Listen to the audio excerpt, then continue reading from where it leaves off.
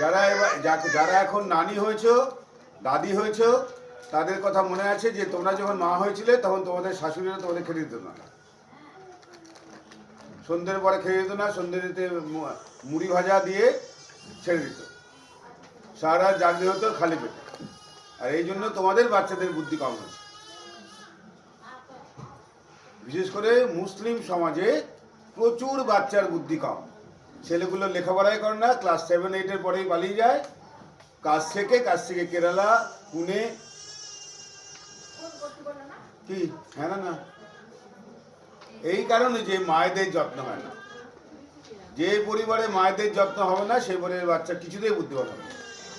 মাকে যত্ন করতে হবে, তাই জন্য মাকে খেতে দিতে হবে, 4 বেলা পেট ভরে খেতে দিতে হবে। বাচ্চা হওয়ার পরে 4 বেলা পেট ভরে খেতে দিতে হবে। রাত 10টায় ভাত দিতে হবে। আমরা এখানে রাত 10টায় ভাত দিই। সকাল 8:30টায় আবার ভাত, দুপুর 1:30টায় আবার ভাত, এই 3 বার ভাত। আর সন্ধ্যেবেলা দুধ, রুটি, কলা, আখের গুড়, খেজুর। এছাড়াও 2টো ডিম, 2টো কলা, 2টো পেয়ারা, 10 থেকে 15 গ্লাস জল।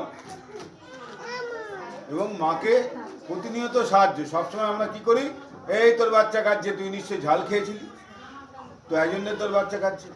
তুই কলা খেয়েছিলি, তার জন্য বাচ্চা ঠান্ডা লেগেছে। 2 রাতে ভাত খেয়েছিলি, তাই জন্য তোর বাচ্চা ঠান্ডা লেগেছে।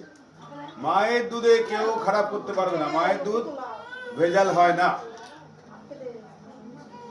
মা যাই খাক না কেন, মায়ের দুধকে কেউ ভেজাল করতে পারবে না। এরকমই আল্লাহর দান।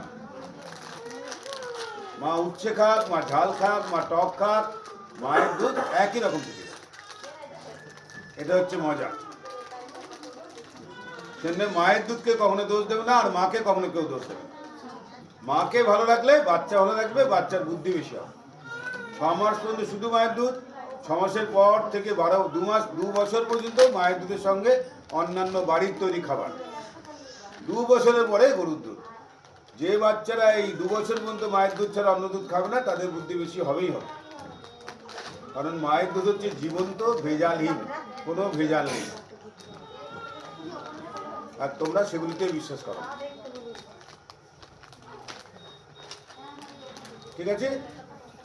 এই কাগজটা সবার কাছে দেয়া আছে, সবাই পড়বে, ছবি তুলে নিয়ে পুরো বন্ধুর মহলে ছাড়িয়ে দেবে। আর এখানে আমার ফোন নাম্বার দেওয়া আছে, এই ফোন নাম্বার সেভ করে রাখবে। হ্যাঁ, দোকান খোলা ছিল তো।